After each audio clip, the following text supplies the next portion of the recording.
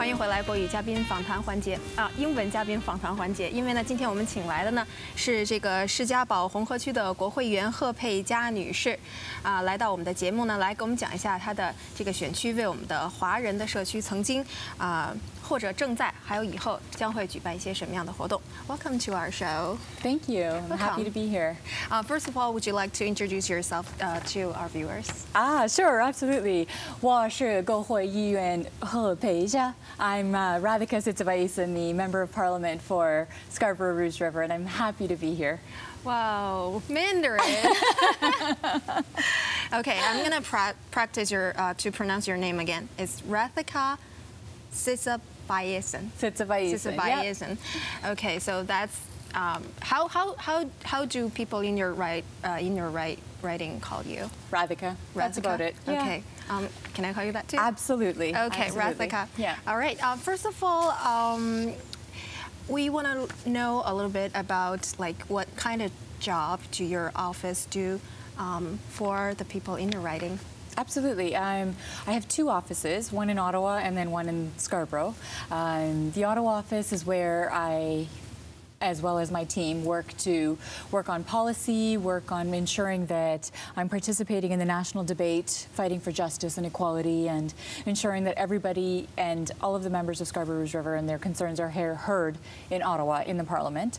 And my staff, my team there help me with that. And in Scarborough is where most of the real work is done, where we're helping constituents one-on-one. So if somebody comes into our office needing help with their immigration case, needing help with something that they're doing with their taxes, with the RCMP, their passport, whatever it might be.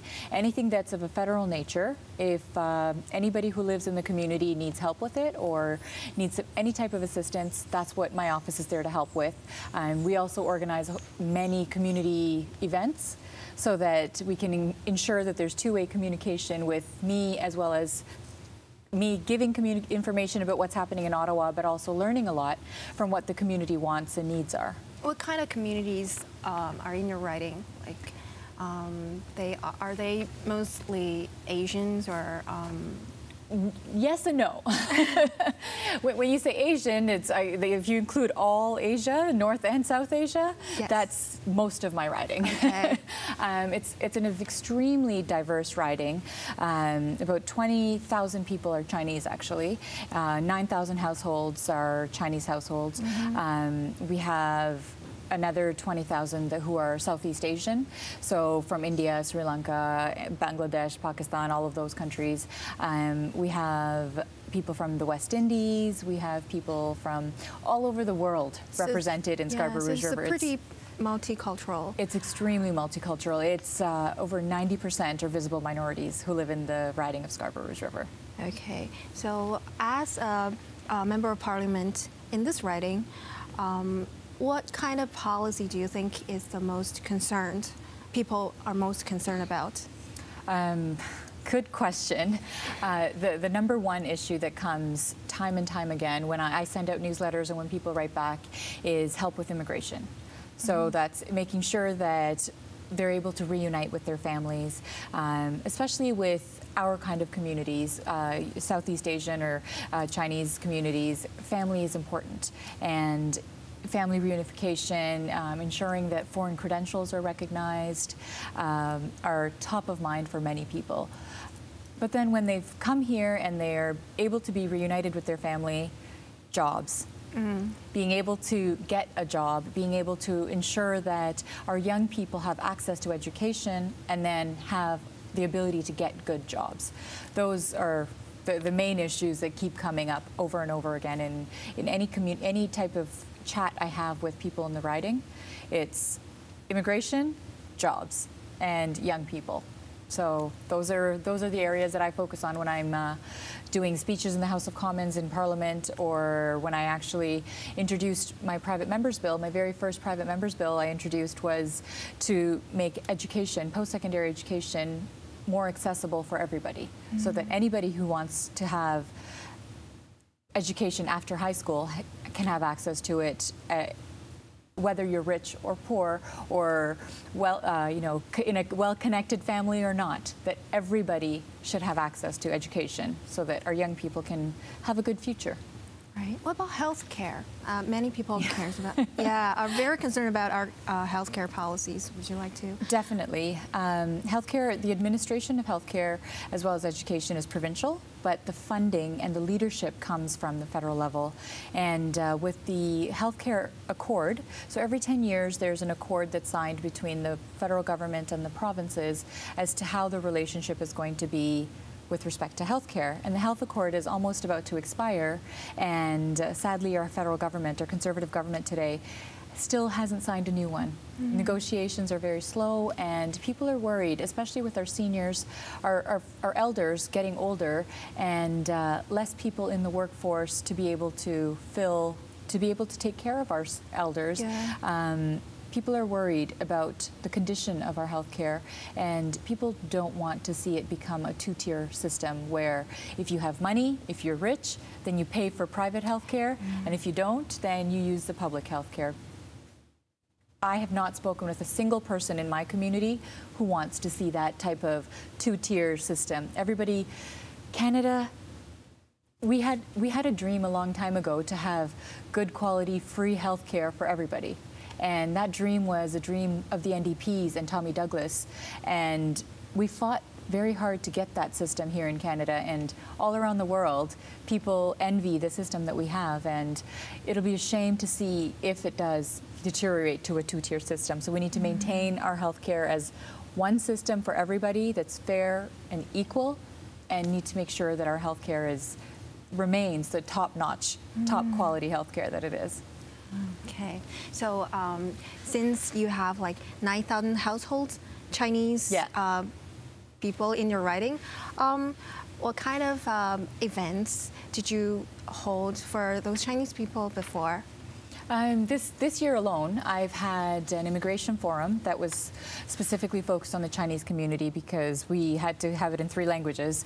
We did it in Cantonese, Mandarin, and English, and the immigration forum had almost 90 people come to it, and people learned about the services that my office offers and brought their specific issues also so that we could start working on it to help them out.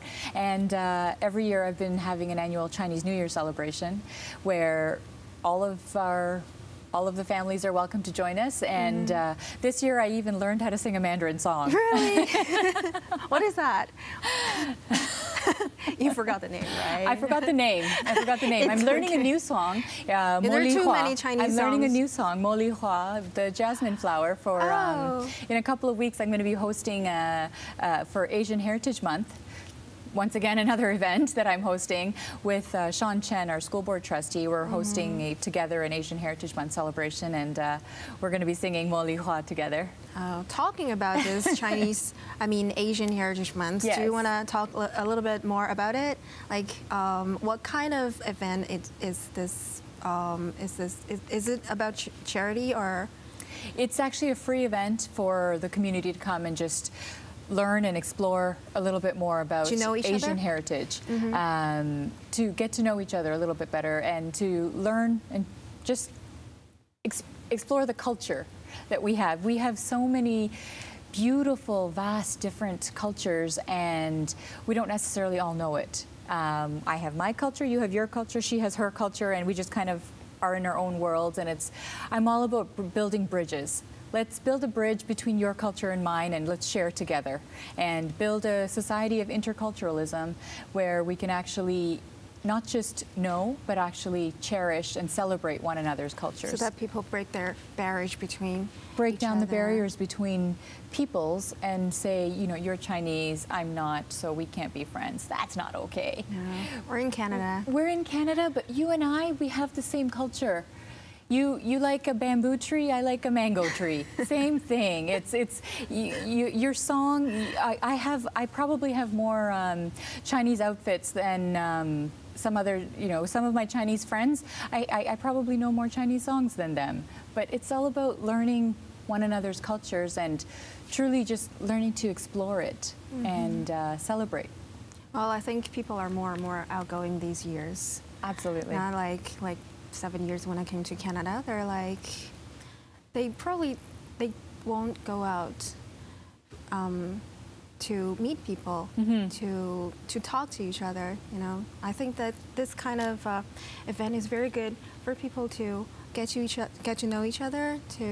Our Chinese New Year event cultures. last year, we've had regularly about 200 people come to it, and every time I meet new people, and that's fantastic because that means new people are getting the invitation and feeling connected and want to come celebrate their New Year with me. So that's what it's about. It's about reaching out to new constituents and also seeing people I've seen before and celebrating again together. So when is this event going to happen? The Asian Heritage Month event? Yes. It's in a week and a half. It's on Saturday, May the 4th. Saturday, May 4th, yeah, in the evening. Okay, so let me introduce this event in Mandarin to our viewers. 所以电视机观众朋友们，如果看到屏幕上的信息呢，我们将在5月4号，也就是周六呢，开展一个亚裔文化夜，也就是世界舞蹈日。那届时呢，会有许多丰富多彩的活动给来参加的这个民众。那刚才我们的这个贺佩佳议员也说了，这个活动主要是让我们的民众呢可以互相的了解对方，互相了解对方的文化，走出自己的家门，更加的开朗，更加外向，来融入这个加拿大的社会。那么呢，时间再重复一遍，是5月4号的星期六下午的2点钟到5点钟，地点呢就在锦绣中华商场4675 Steeles Avenue East。如果大家有兴趣的话呢，一定要积极参加了。那么今天非常高兴，我们的贺议员来到我们节目。Thank you very much for coming to our show. Absolutely happy to be here. Good to meet you, Elise. Thank you. Good to meet you too. Thank you. 那我们现在进一段广告，广告之后回来我们继续活在5点。